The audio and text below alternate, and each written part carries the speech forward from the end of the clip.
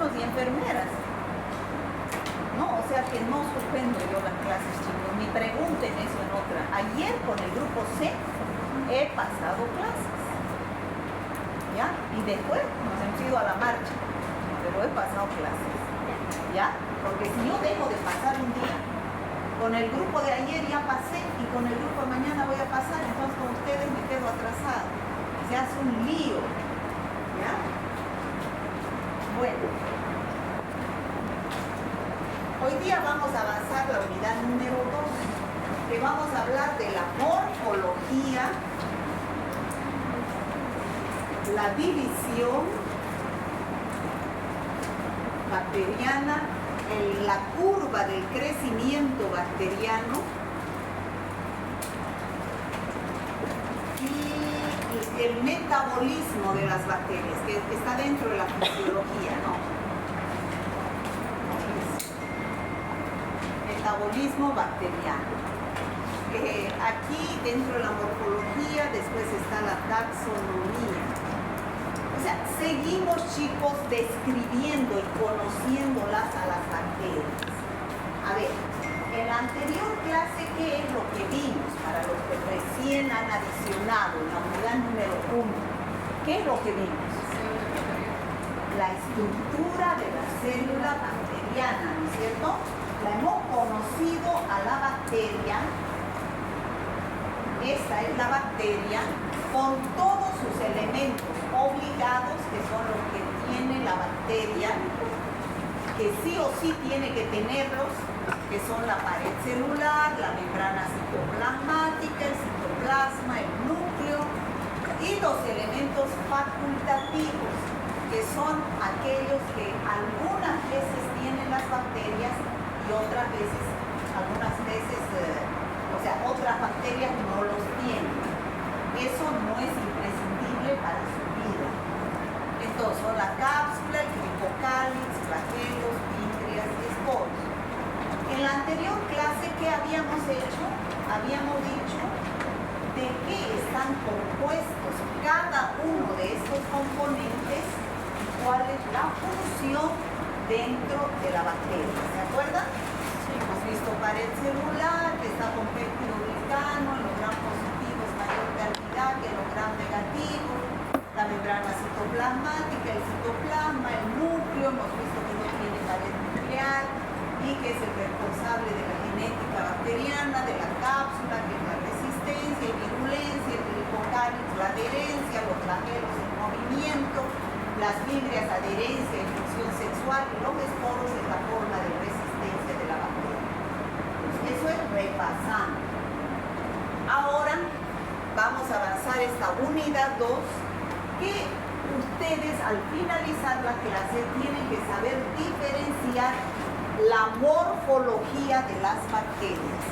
O sea, vamos a ver la morfología de las bacterias, cocos, bacilos y espirilos. Esa es la morfología de las bacterias. Cocos, bacilos y espirilos.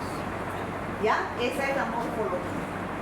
Describe el proceso de división bacteriana. Vamos a ver el proceso de fisión binaria transversal. Vamos a ver la curva del crecimiento bacteriano en 4 etapas: latencia, logarítmica, estacionaria y la etapa de declinación o muerte bacteriana. Vamos a describir cada una de ellas. Después vamos a identificar, eso me olvidé, los componentes o los factores. Los factores, me olvidé traer alcohol para borrar después la pizarra. Factores para el crecimiento de la bacteria. ¿Qué necesita la bacteria para crecer? pH, temperatura, nutrientes, entre los más importantes, ¿no? Ahora, el metabolismo bacteriano. El metabolismo es el catabolismo y el anabolismo. Eso es lo que ustedes al finalizar la clase tienen que saber. Eso es en resumen. Esas son las competencias de este tema. ¿Ya? Entonces, ¿cómo son las bacterias? Seguimos describiendo a las bacterias, conociéndolas. Vamos a empezar, como dijimos, por la morfología de las bacterias. Dijimos que las bacterias tienen 3 tipos de formas: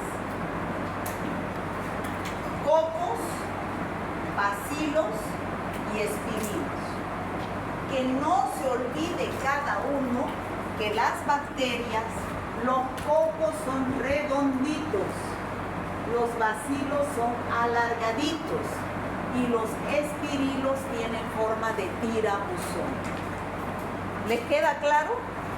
Así los van a ver en el laboratorio con la tinción de Gram, porque la tinción de Gram, como no he podido ver, es la que tiñe a la mayoría de las bacterias.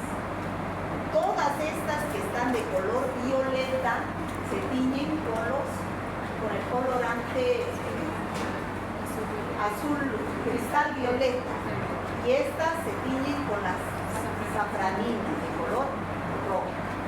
Todas esas las vamos a describir 2 clases más. ¿Ya? Entonces, los cocos y los bacilos se tiñen porque tienen péptidoglicano en su pared celular. Los espirilos no se tiñen por la tinción de Gram porque no tienen péptidoglicano. Su pared es muy delgadita. ¿Ya? Hay otras técnicas para observar que las vamos a ver cuando llevemos esas bacterias. Por ejemplo, cuando ustedes sospechen que el paciente tiene sífilis, es producida por un espirilo que es el Treponema pallidum, ¿no? El espirilo Treponema pallidum. ¿Qué necesitamos? Ya, de una vez.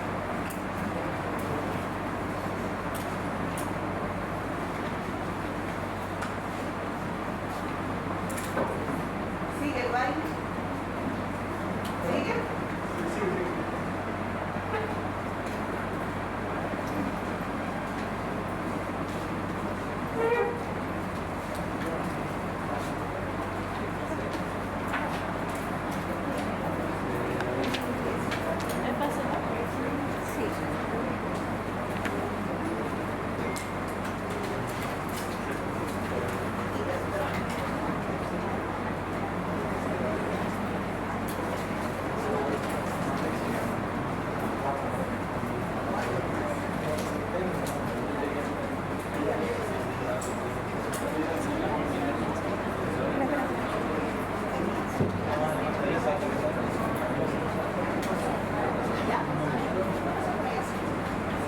Bueno, seguimos. Entonces, que les quede claro la morfología. En la tinción de Gram en el laboratorio, que vamos a hacer en unas clases adelante, solamente vamos a ver los cocos y los bacilos. Los espirilos, como el Treponema pallidum que produce la sífilis, no se puede observar por la tinción de Gram. ¿Ya? Tamaño. ¿Cómo es el tamaño de las bacterias? Fíjense, las bacterias son estas amarillas, procariotas. ¿Cuáles son más grandes que las bacterias? Las células eucariotas, hongos, parásitos. ¿Cuáles son más pequeñas que las bacterias? Los virus, que vamos a ver el segundo semestre, se miden en nanómetros los virus. Y por debajo de los virus están las proteínas, moléculas, átomos. ¿Ya? Las bacterias, que son las procariotas, se miden en micras, que es la milésima parte del milímetro. Hay parásitos que se pueden ver, se miden en milímetros. Las bacterias no.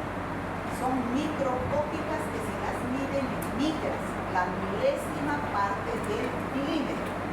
Y los virus se miden en nanómetros, la milésima parte de la micra. ¿Está claro? Ahora, ¿cómo se agrupan las bacterias. Las bacterias pueden encontrarse solitas, es decir, yo puedo observar pocos así separados, o pueden encontrarse agrupados. ¿Cómo se agrupan algunos pocos y algunos bacilos también? En grupos de a 2, formando los diplococos. En grupos de 4, formando las tétradas. En grupos de a 8, formando sarcinas. En racimos son los estafilococos, o en cadenas son los estreptococos.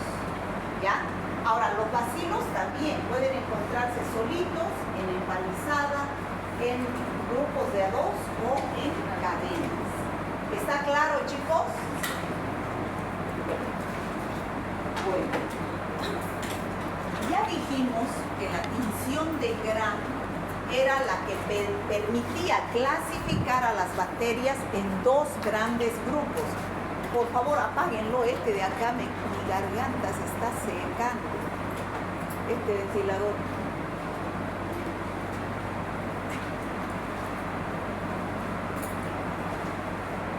Voy a terminar. ¿Cuál será? Tiene que probar.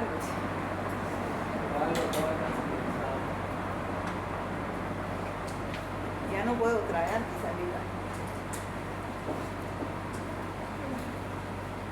Bueno, entonces dijimos que de acuerdo a la cantidad de péptidoglicano que tienen las bacterias en su pared celular, se clasifican en gram positivas y gram negativas.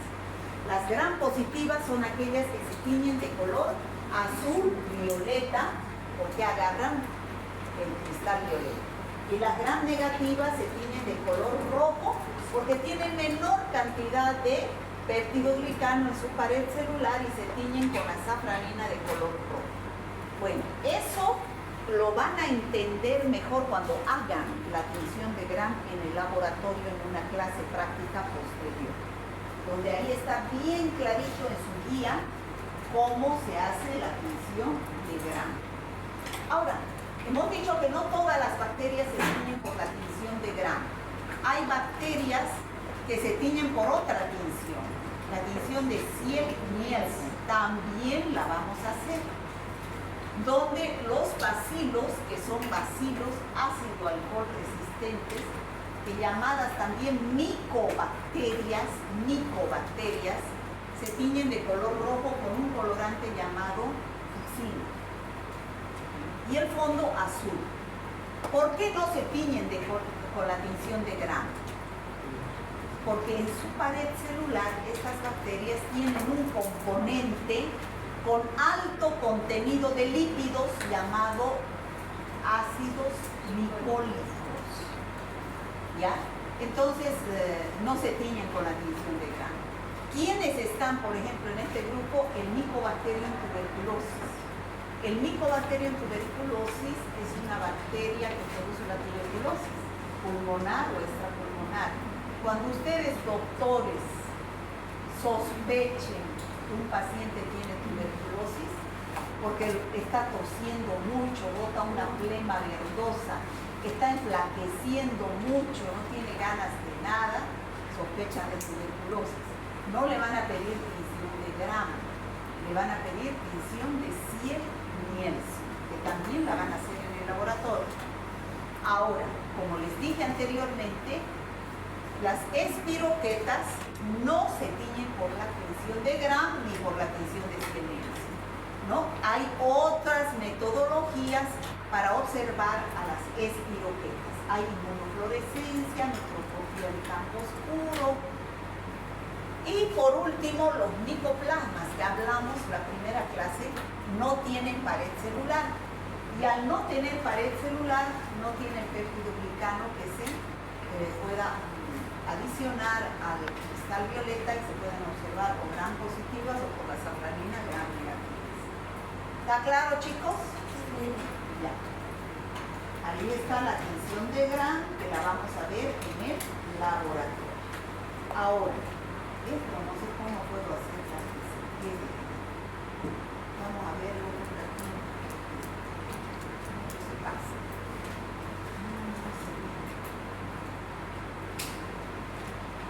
Fíjense ahí, no sé qué hacer para que se quede clase.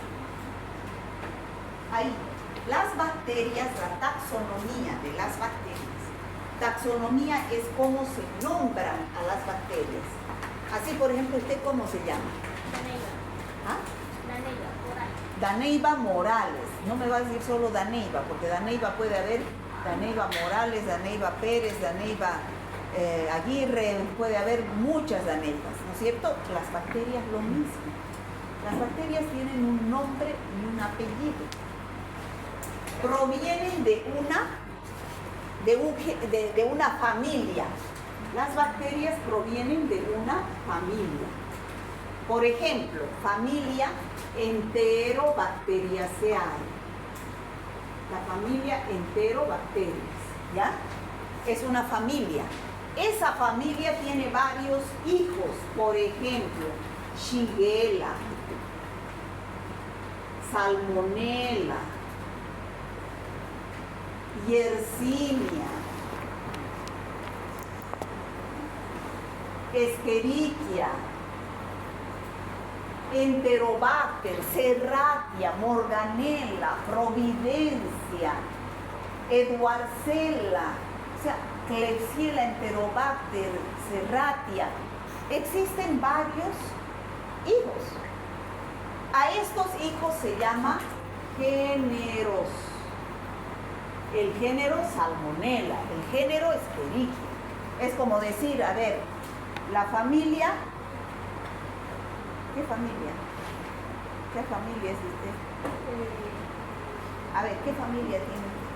¿Cuál es su apellido? La familia Peña tiene varios hijos que son los géneros, ¿ya? Y cada uno de estos hijos también tiene hijos.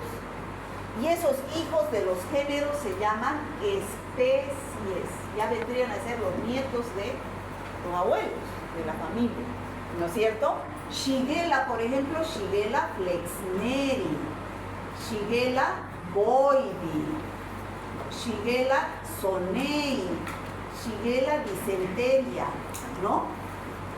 Lo mismo, el género Salmonella, Salmonella typhi, Salmonella cholera suis, Salmonella puliorum, Yersinia enterocolitica, Yersinia pestis, Yersinia pseudotuberculosis, Escherichia coli, Escherichia armani. O sea, las bacterias, así como los seres humanos, también tienen nombres. Y a eso se refiere la taxonomía, ¿ya? Cuando yo les pregunte, a ver, ¿quién del grupo de segundo año se llama, no les digo se llama Peña, ¿no? Peña pueden haber varios. Tienen que decirme Dafne Peña.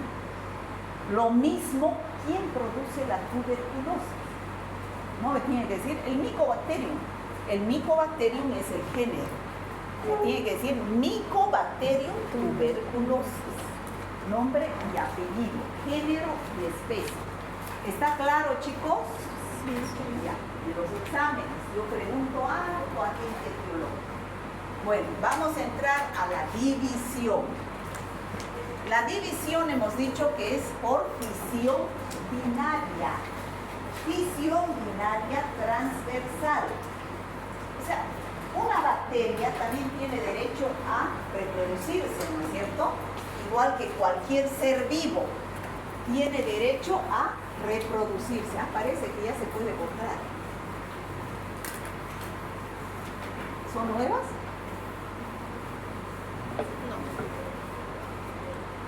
No se borran. Entonces tienen derecho a reproducirse, así como los seres humanos se reproducen, los animales se reproducen. Las bacterias también son seres vivos que se reproducen, tienen descendencia. Una célula madre, que es una bacteria, se reproduce por fisión binaria transversal, dando lugar a dos células hijas exactamente iguales. Y estas otras dos hijas a otras dos, y estas a otras dos, y así sucesivamente. ¿Cada cuánto ocurre esta nueva sucesión? Cada 18 a 20 minutos. Los seres humanos, ¿cada cuánto tiempo hay una descendencia? 9 meses, ¿no es cierto? 9 meses. En cambio, en las bacterias, cada 18 a 20 minutos hay una nueva descendencia de bacterias. ¿Se entiende? Sí. Y a eso se llama fisión binaria transversal. ¿Y cómo ocurre eso? Lo primero, cuando esta célula madre quiere reproducirse, va a recibir un mensaje genético. Y lo primero que empieza a multiplicarse, a replicarse, es el núcleo. Porque ese núcleo se tiene que partir en 2, ¿no? Entonces, empieza en el núcleo. Luego se empiezan a formar los mesosomas, unos septos transversos, que hacen que la bacteria empiece a dividirse, ¿no? En 2 células, y al final se dividen y dan lugar a 2 células hijas exactamente iguales a la célula madre. ¿Está claro? Sí. A eso se llama fisión binaria transversal.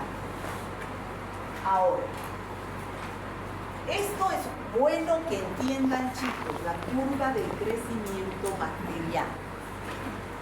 ¿Cómo es? ¿En qué tiempo las bacterias logran crecer para poderlas observar? Bueno, para hablar del crecimiento bacteriano, ¿qué necesitan las bacterias? pH, temperatura, nutrientes. ¿Y dónde habrá ese pH, temperatura y nutrientes adecuados? En el cuerpo humano. ¿En dónde? In vivo e in vitro. In vivo e in vitro.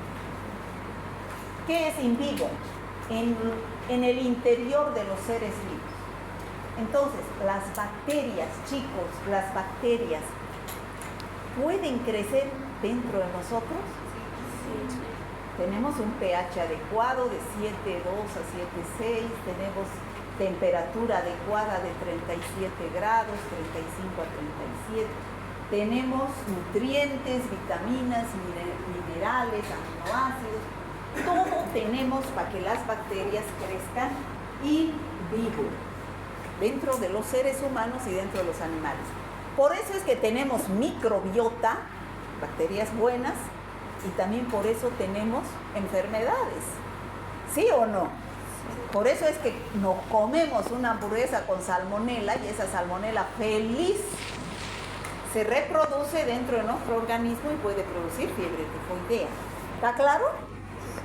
Pero cuando este paciente tiene alguna enfermedad infecciosa producida por bacterias, va a acudir al médico. Y el médico, para saber qué bacteria es la que está ocasionando la infección de ese paciente, tiene que acudir al laboratorio. Es decir, a cultivar las bacterias in vitro. ¿Se entiende? Todo lo que es in vitro es en un laboratorio. Y en el laboratorio también hay que darle las condiciones de temperatura, pH, humedad, nutrientes. ¿Y cómo les damos eso? Temperatura en una estufa de cultivo, ¿no es cierto? ¿Conocen? Ya van a conocer en el laboratorio, una estufa de cultivo. Las bacterias no crecen a temperatura ambiente. Las patógenas, las que producen enfermedades, crecen a 35, 37 grados. pH. Esos medios de cultivo, ¿conocen esos medios de cultivo? Sí. Hay medios de cultivo sólidos llamados agares. Agar sangre, este es agar sangre. Agar chocolate, agar maconque. Para hacer la práctica, a ustedes les van a llamar para que donen sangre, para poder preparar en el laboratorio el agar sangre. No les van a sacar montones, les van a sacar 5 a 10 ml, para que puedan preparar y ustedes mismos puedan practicar. Porque no pueden sacar a mí ni a los auxiliares, porque nosotros Ya conocemos los agar sangre, ustedes no conocen, ¿ya? Entonces, estos son los agares. Y estos son los medios líquidos de cultivo también, que se llaman caldos. ¿Cuáles son los que más se utilizan en el laboratorio? Los medios sólidos, que son los agares. ¿Por qué? Porque al sembrar aquí la muestra del paciente que queremos saber qué bacteria es, al día siguiente vamos a observar que sí hay, porque crece. ¿Y cómo va a crecer? Colonias. Estas son las colonias. En una caja Petri que tiene medio de cultivo van a crecer las colonias. Y cada una de estas colonias tiene millones de bacterias. Millones. ¿Qué quiere decir? Que se ha producido esta fisión binaria en progresión logarítmica, que ha dado millones de bacterias. De acuerdo a la forma, puedo saber más o menos qué bacteria es, pero tengo que hacer pruebas de identificación. En cambio, los medios líquidos no se usan mucho, porque no puedo ver el color, el aspecto de las colonias. ¿Cómo yo sé que hay crecimiento? Porque solamente el medio se vuelve turbio, ¿ya? Solamente por eso puedo saber que hay crecimiento. Vamos a tragarse.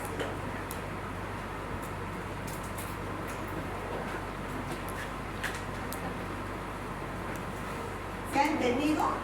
Sí.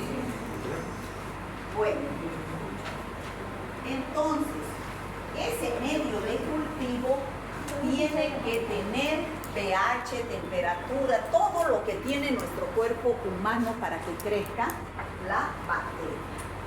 Bueno, ya han conocido los medios de cultivo. ¿Qué son los medios de cultivo? Medios de cultivo líquidos, sólidos, son medios donde tienen nutrientes. O sea, en los medios de cultivo está la comida de la bacteria.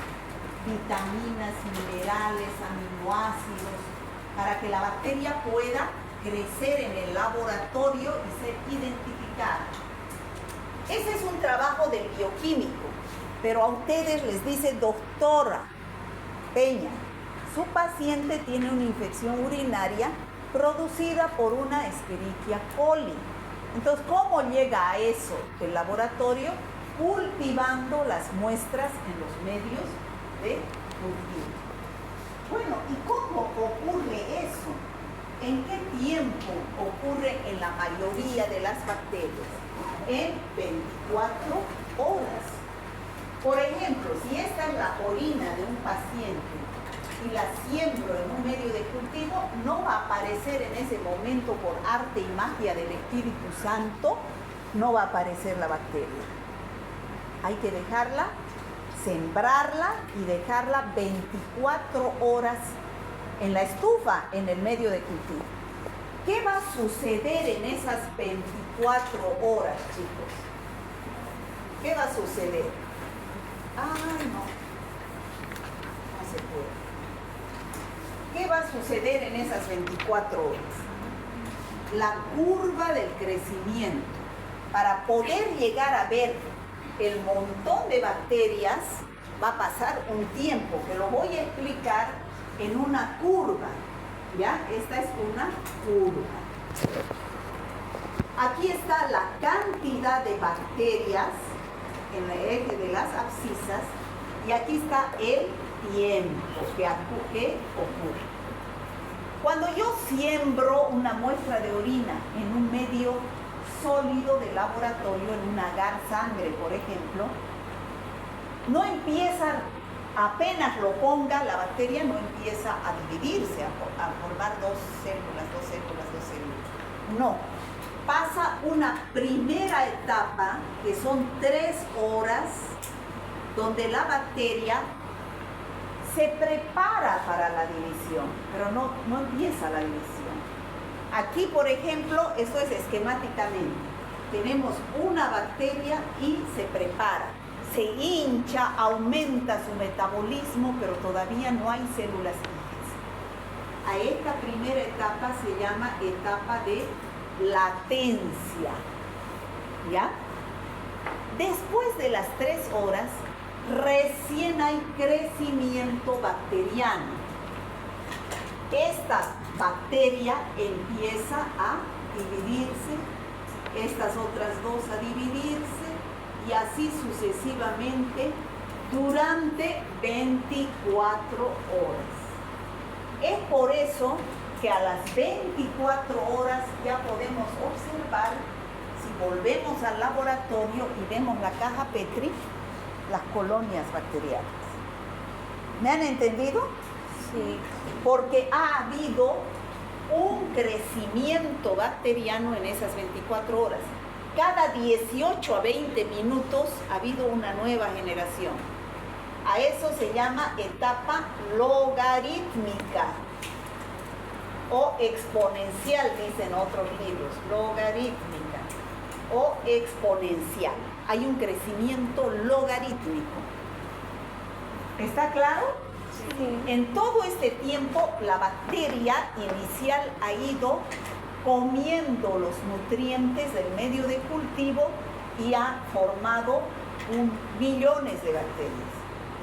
Pero llega un momento en que se acaban los nutrientes del medio de cultivo y entonces ya no se dividen como al principio, se estaciona el crecimiento porque ya no hay nutrientes. Entonces la cantidad de bacterias que se dividen es muy poca. A esta fase se llama fase estacionaria. Y esta fase estacionaria es porque se estaciona el crecimiento y más o menos es a las 48 horas. ¿Qué sucede después de eso? Después de eso ya no hay más nutrientes en el medio de cultivo y empieza a producirse la muerte de las bacterias. Ya no hay más división y se llama la fase de declinación o muerte bacteriana. Entonces, esas son todas las etapas en las cuales una bacteria desarrolla su crecimiento. Fase de latencia, la fase exponencial, aquí son 24 horas, etapa estacionaria y declinación o muerte. O sea, que si yo siembro hoy día una orina de un paciente, mañana, si es que hay en la orina las bacterias, voy a ver las bacterias. Pasado voy a ver pocas bacterias vivas y más pasado ya no va a haber vida bacteriana. ¿Está claro? Sí. Bueno, esa es la curva del crecimiento bacteriano. 4 etapas. A las 48 a 72 horas ya no hay vida bacteriana. Ahora, en medicina no es 2 más 2 es 4, ¿no es cierto? En biología no es una ciencia exacta, no dice todas las bacterias se mueren a las 48 a 72 horas, no. Hay bacterias como el Mycobacterium en tuberculosis, que pacientes que expectoran ahí, permanece viva la bacteria durante meses y años. ¿Ya? Es una bacteria sumamente resistente. Bueno, fisiología bacteriana. Las bacterias se clasifican en diversas clasificaciones de acuerdo a los requerimientos que tengan. Por ejemplo, las bacterias, de acuerdo a de dónde obtienen energía, se clasifican en fotótrofas y quimiótrofas. Si las bacterias obtienen la energía de la luz solar, por ejemplo, luz natural, se llaman fotótrofas. Pero si obtienen energía de las reacciones químicas, por ejemplo, mediante el metabolismo, se llaman quimiótrofas. También hay otra clasificación en autótrofas y heterótrofas, de acuerdo a de dónde obtienen el carbono que necesitan las bacterias. Si, por ejemplo, para obtener carbono, utilizan sustancias inorgánicas como el CO2, entonces se llaman autótrofas. Pero se utilizan sustancias orgánicas como fuente de carbono, se llaman heterótrofas. ¿Está claro? Ahora, también ustedes a menudo van a escuchar la clasificación de acuerdo al sector final de electrones. Aerobias, cuando las bacterias necesitan oxígeno para crecer. Anaerobias, cuando el oxígeno las mata, no necesitan oxígeno. Microaerófilas, cuando necesitan dióxido de carbono para crecer. Y facultativas, cuando pueden crecer en presencia o en ausencia de oxígeno. Ahora, ustedes me dirán, hay bacterias aerobias, algunas. La Escherichia coli es aerobia, el Mycobacterium tuberculosis es aerobia. Hay bacterias anaerobias. El Clostridium tetani, el Clostridium perfringens, que producen la gangrena gaseosa, el tétano, son anaerobias. Hay que tener cuidado en el laboratorio para cultivarlas, no ponerlas en contacto con aire. Microaerófilas son aquellas que necesitan 10% de dióxido de carbono para crecer. Facultativas son aquellas que pueden crecer en presencia o en ausencia de oxígeno. Bueno, ahora, ¿qué más necesitan, como les decía, las bacterias para crecer? Tanto in vivo como in vitro. Eso queda claro, ¿no? pH 7,2 a 7,6. pH neutro necesitan la mayoría de las bacterias. Vuelvo a repetir, no todas, no es el 100%. Unas pocas se salen de la norma y necesitan pH ácido. Esas son las acidófilas. Por ejemplo, ¿qué bacteria tenemos acidófila? El lactobacilo, los bacilos de Roederlein, los lactobacilos. Por ejemplo, el pH de la vagina es ácido, gracias a los lactobacilos acidófilos. ¿Ya? Las bacterias que utilizan el yogur, por ejemplo. ¿Cómo se hace el yogur en un pH ácido? Yo estoy haciendo kefir, por ejemplo. He pasado unas clases de kefir. ¿Han escuchado hablar del kefir? ¡Qué espectacular! Yo soy enamorada de esas mis bacterias, son lactobacilos y son probióticos, chicos. Para la salud intestinal espectacular. Y ustedes toman eso y es ácido, ¿no? O sea, hay bacterias que son a un pH ácido, se llaman acidófilas. Y hay bacterias que son tolerantes a los álcalis, que necesitan pH alcalino. Por ejemplo, el Vibrio cólera, el que produce la enfermedad del cólera, necesita un pH alcalino y hay que agregarle hidróxido de sodio para que crezca la bacteria.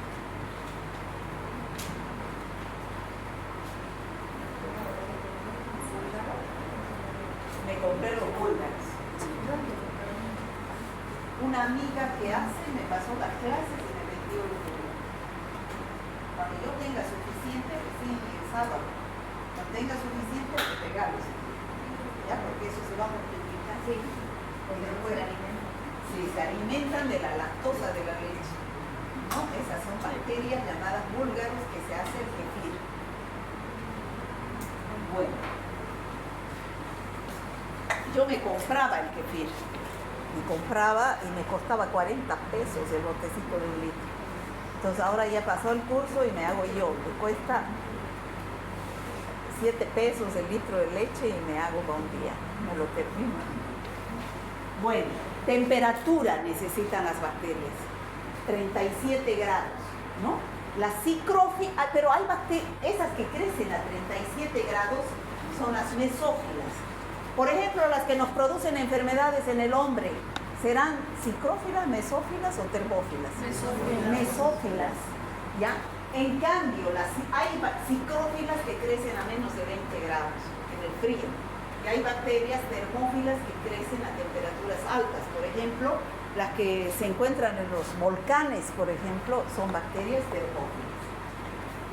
Otra condición es la presión osmótica. La mayoría de las bacterias necesitan sal, pero no tanto. Hay otras bacterias llamadas halófilas que necesitan altas concentraciones de sal para crecer, halófilas, quiere decir, les encanta la sal. Por ejemplo, los estafilococos necesitan sal para crecer. Hay que usar un medio de cultivo que se llama agar manitol salado para que crezcan. Las bacterias que viven en el mar, ustedes si prueban el agua del mar es salada, y eso no quiere decir que no haya bacterias, millones de bacterias en esas aguas. Son las halófilas, ¿ya? Y como dijimos anteriormente, de acuerdo a la presencia o ausencia de oxígeno, las bacterias que necesitan oxígeno son aerobias, las que no anaerobias, las microaerófilas 10% de dióxido de carbono y las facultativas en presencia o en ausencia de oxígeno. Y por último, estos son los factores. Por último tenemos el metabolismo bacteriano. ¿Qué es el metabolismo, chicos? A ver, nosotros tenemos metabolismo. Sí. Todo lo que comemos sufre un proceso químico llamado metabolismo y lo que se usa se absorbe para que lo que necesita el cuerpo y el resto se elimina a través de la materia. Lo mismo las bacterias. Las bacterias, estos bichitos tan chiquitos, también tienen metabolismo porque son seres vivos, que es un conjunto de reacciones que se producen en las células vivas. ¿Para qué las bacterias hacen metabolismo?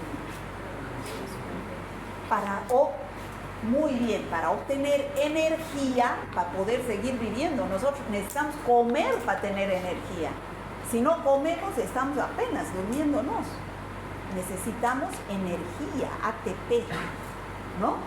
Y necesitamos nutrientes. La bacteria también necesita nutrientes, es un ser vivo, ¿no? Y a esto se llama reacciones catabólicas y metabólicas. Catabólicas y anabólicas, perdón. ¿Qué es el catabolismo? Las reacciones bioquímicas que se producen en la bacteria para obtener energía en forma de ATP. ¿Y qué es el anabolismo?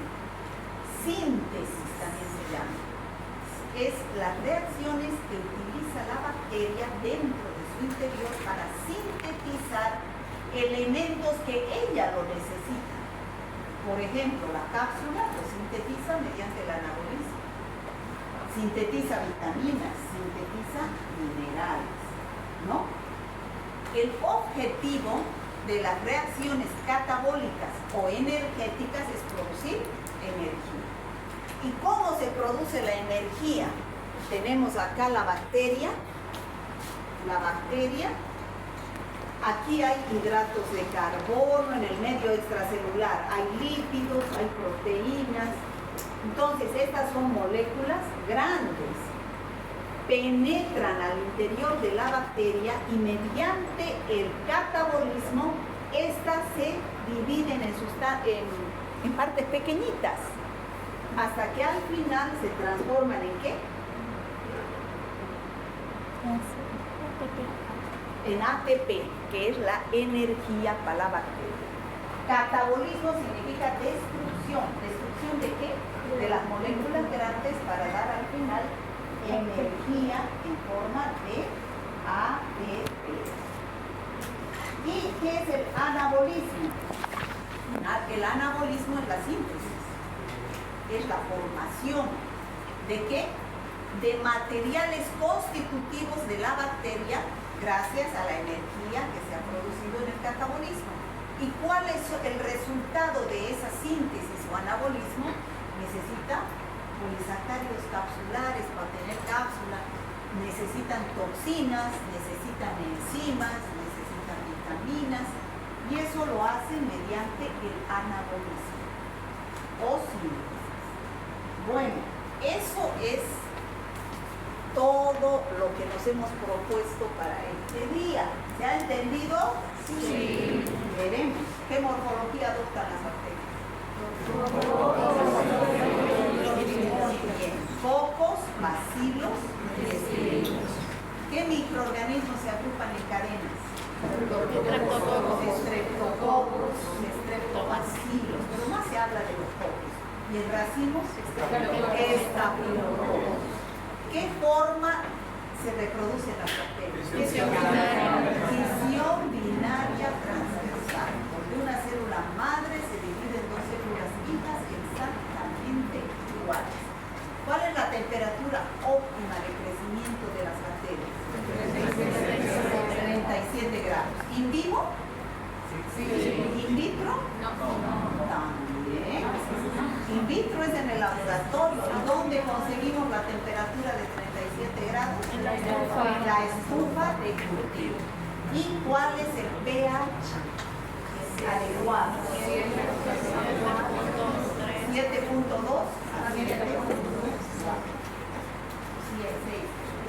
¿Cómo se llaman las bacterias que crecen a menos de 20 grados? Cicrófilas. Y las que crecen entre 55 y 80, termófilas. Y las que producen infecciones en el hombre, mesófilas. ¿A qué se denomina bacteria anaerobia? La que no necesita oxígeno para crecer. Y aerobia, la que necesita oxígeno. Y microaerófila, la que necesita 5 a 10 dióxido de carbono. A ver, niña, la que recién ha entrado, ¿qué es el metabolismo bacteriano? ¿Sabe usted qué es metabolismo?